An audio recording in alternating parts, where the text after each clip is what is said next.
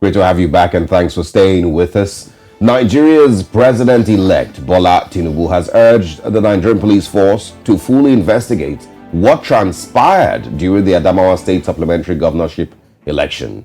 This is as he also called on all elected officials during the 2023 elections to brace themselves for the task ahead and prepare to serve the Nigerian people. In a statement he personally signed on Wednesday, the president-elect urged the elected officials to rededicate themselves to selfless service. Of course, this is, from the events that took place in Adamawa state elections, or rerun rather of the elections, where resident electoral commissioner went on to announce results. There's so many angles to this story. Went ahead to announce results of an election that were not the official results by INEC, and he was not the person meant to be announcing the results. He was announcing those results according to the video clips there, alongside the Commissioner of Police in the state. With no results actually. With no actual results in front of him. He was basically just calling them out, from his head, I believe. Of course, this eventually led INEC to declare his results announcement null and void. The APC candidate, Aisha Binani, went on to accept the results that were declared by the resident electoral commissioner. It was aired on national television, and all this drama ensued. Remember that we, had conversations about the president being urged to ensure that, these people do not go unpunished. And I said it yesterday that you don't need to encourage the president. The president doesn't need to be told, he doesn't need to step in at every point. There are laws that have been put in place. There's the Electoral Act, there's Criminal Justice Act. All these things have been put in place to ensure that these things do not happen and do not go unpunished. Right. I don't need to go report. Governors don't need to run to the president to also to go and say, Daddy, look at what they did in our school yesterday.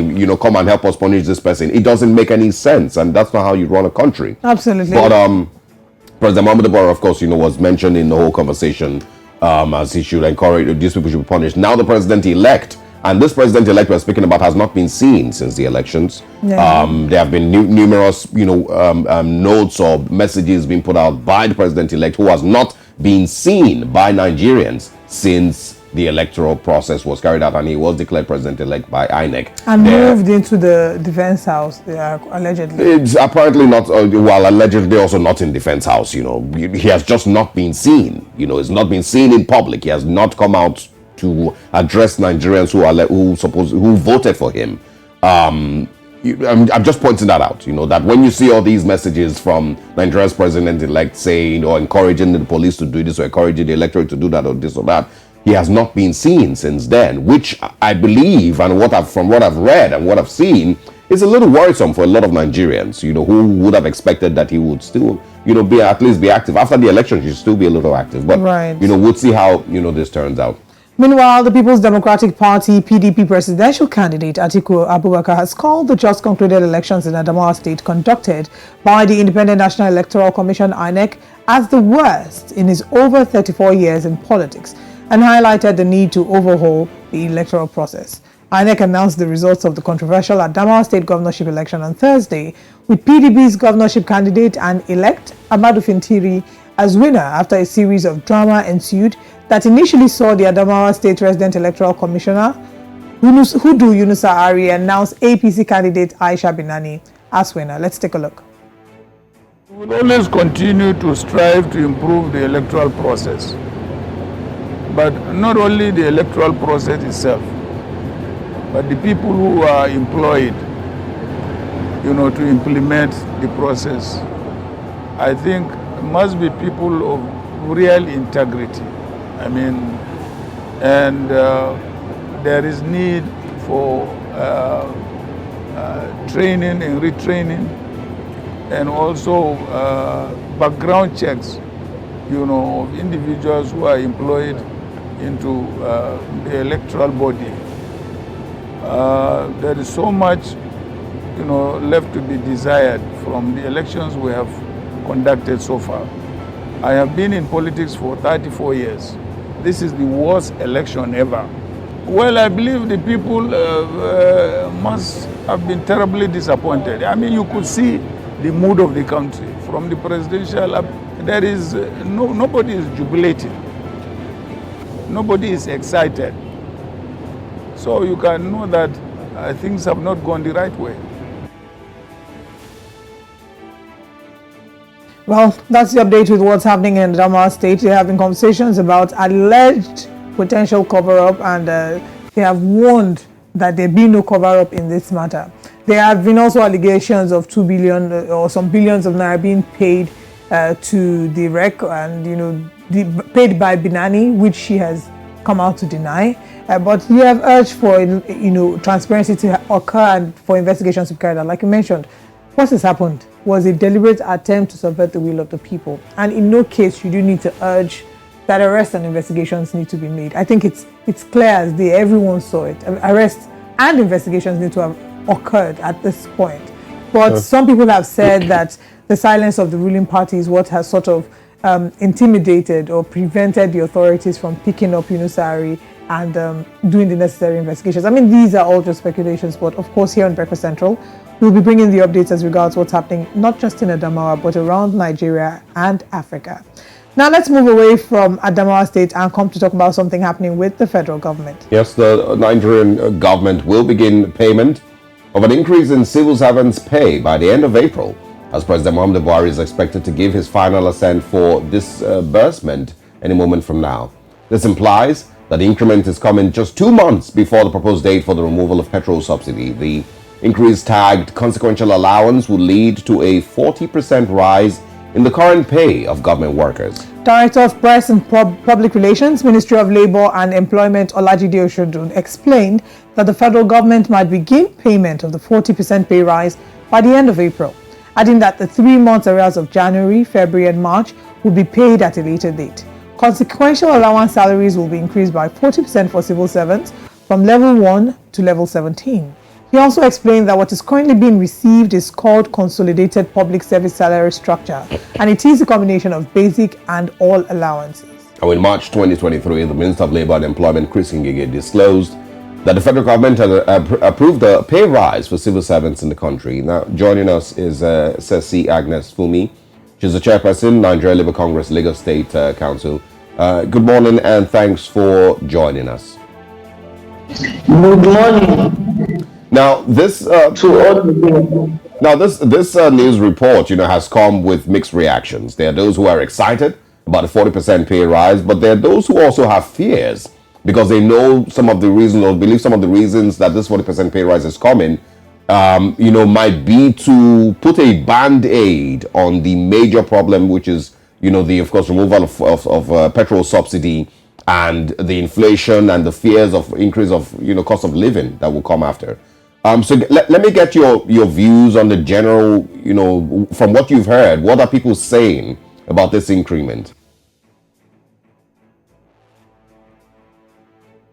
Of the labor, I want Nigerians to understand that labor is not excited right now for this news at all.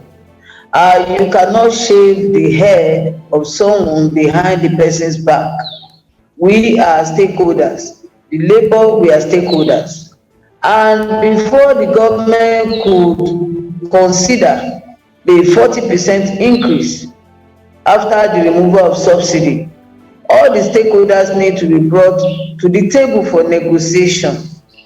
We need to be involved in whatever the government wants to do pertaining to the issue of the workers.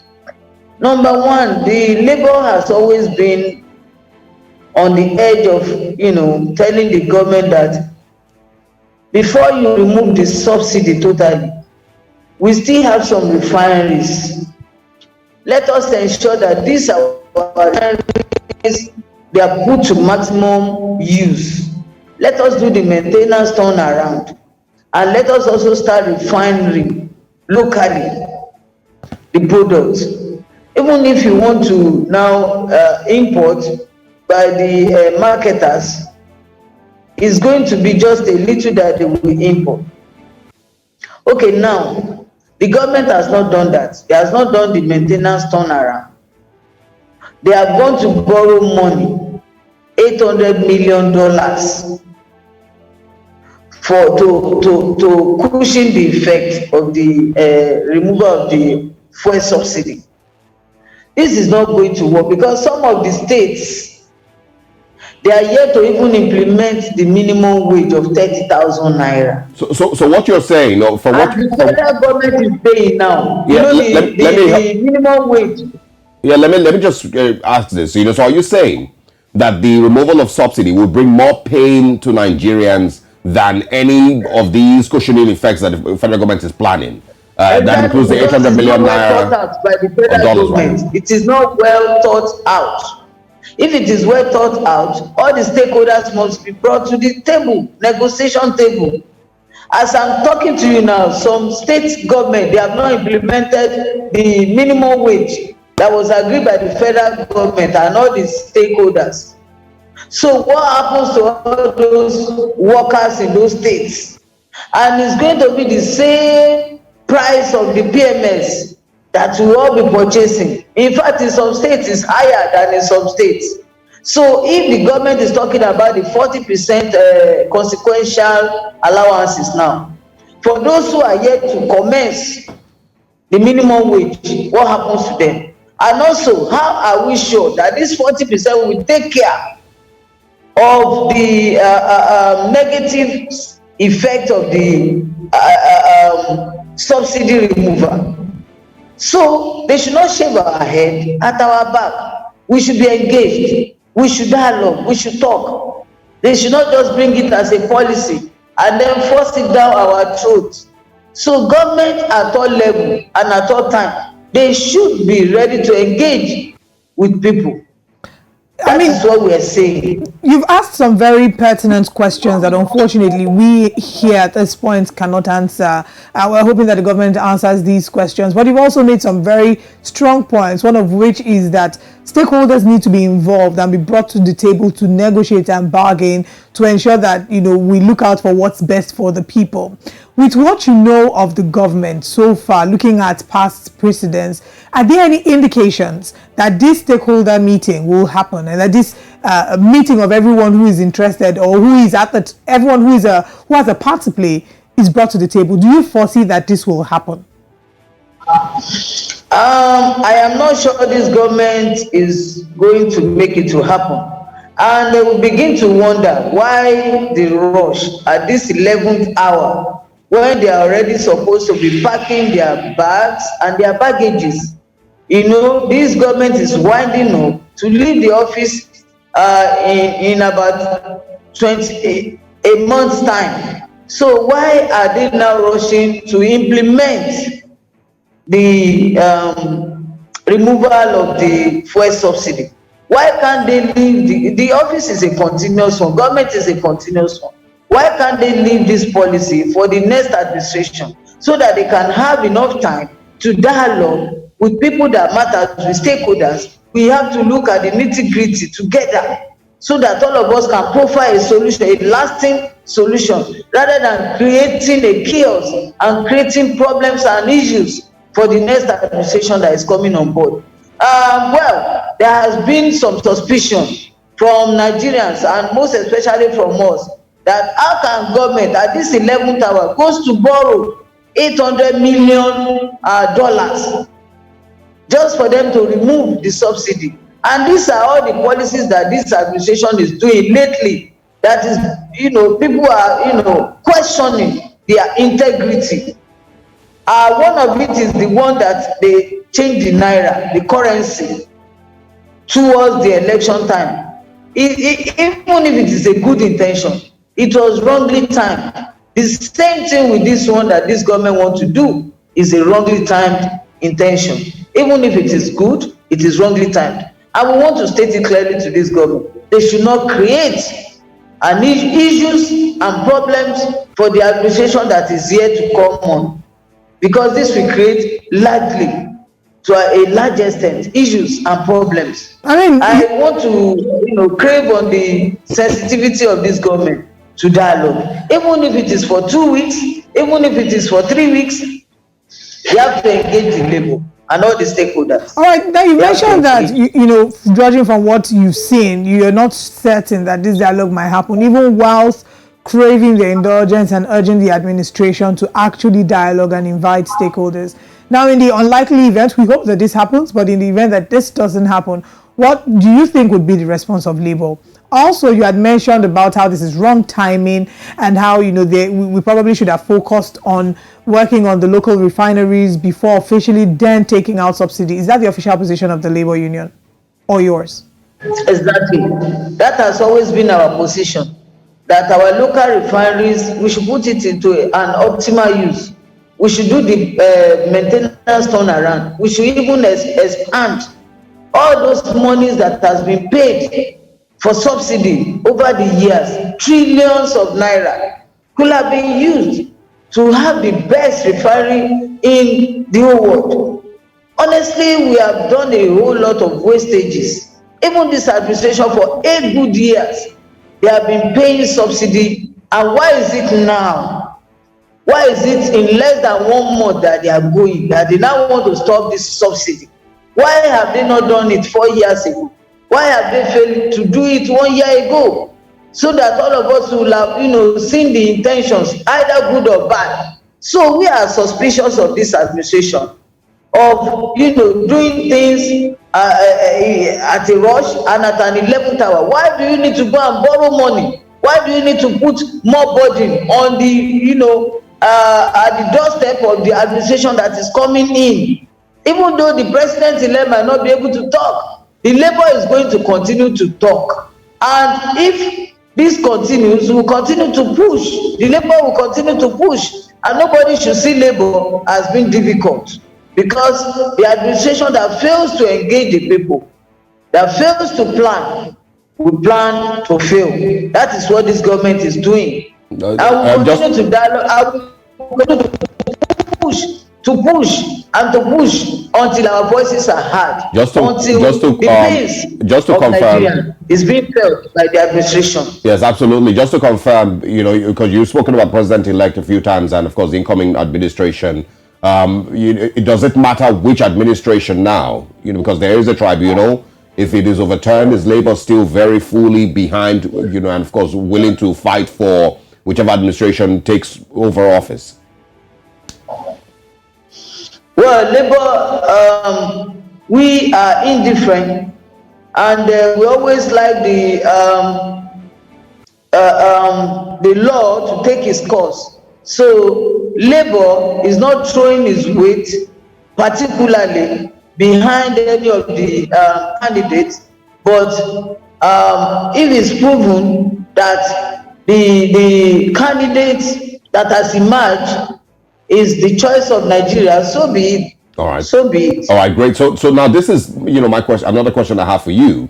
Joe Ajero, of course, has taken over as NLC president. I want to talk about how much faith do you think Nigerians have in the Nigerian Labour Congress at this point? And this is why I ask. In the last couple of months, in fact, majority of this current administration, there have been many times when people have called on the Nigerian Labour Congress to speak up for Nigerians. We have dealt with the petrol scarcity since October. I mean, it only just started to phase out, maybe 2-3 weeks ago, or maybe about a month ago. But since October 2022, there was petrol scarcity in Nigeria, Lagos and Abuja and a few other places that were dealing with severe petrol scarcity and increment in petrol price. The NLC didn't seem to be very, very vocal or very active in fighting for Nigerians at that point. The Nigerian universities were on strike for about 8 months. The NLC only showed up maybe 2-3 months before the end of that strike, maybe, or less than 2-3 months for the end of that strike. Why I'm asking or pointing these things out, and of course, you must have also seen the number of people who have continuously been murdered in southern Kaduna. There's too many, plethora of issues. Do you think Nigerians really trust or have any faith in the NLC as of today? Thank you so much. There is a law that is guiding all the activities of Nigeria Labour Congress. Always Nigeria Labour Congress has been the voice for the voiceless, and we have not deviated from doing that. But sometimes when you are doing things, you also need to look at the situations on ground. You need to look at the current trend on ground before you also come out and start your actions. many of those things that you mentioned, Nigeria Labour Congress has always released on the press, newspapers, TV to condemn most of all those acts, and in strong terms as well. And we've always been the checks and balances to the government. But let me tell you, towards the end of this administration, we've seen so many things that has, come up. And NSC, we thought within ourselves, we are being controlled by organs. We have, levels of organ. We have the Central Working Committee, the National Administrative Council, and then the NEC. So NLC cannot just, the president of NLC cannot just come out in most of the instances and come and speak on behalf of NLC unless you pass through to take some decisions, some certain decisions, or unless they pass through some of these organs and get, the permission of the organ on some certain issues. All right. So when this administration started winding up, we saw the kind of the body language of this administration, that if we also try to show some actions, it might help this administration to elongate their tenure. And we were also tired of this administration. We never wanted this administration to, extend their stay for 1 day. We want them to pack their bag and baggages and leave the seat come May 28th and hand over. All right. Agnes, Sessi, so that is why most of their actions was tending towards causing issues, causing upheavals in the environment, so that at the end of the day, there might be announcement that the environment is not conducive to conduct credible elections. There might be issues. We're gonna have to leave it here. The electoral process, in the interest of time, and that was why NFP was very cautious of our own actions. Absolutely. So that will not be. We're going to have to leave it here in the interest of time, Sessi, Agnes. I would like to say more, but thank you very much for joining us and for your time this morning. We would love to bring you in again as things progress, and of course hear what more the NLC has to say. Thanks for joining us.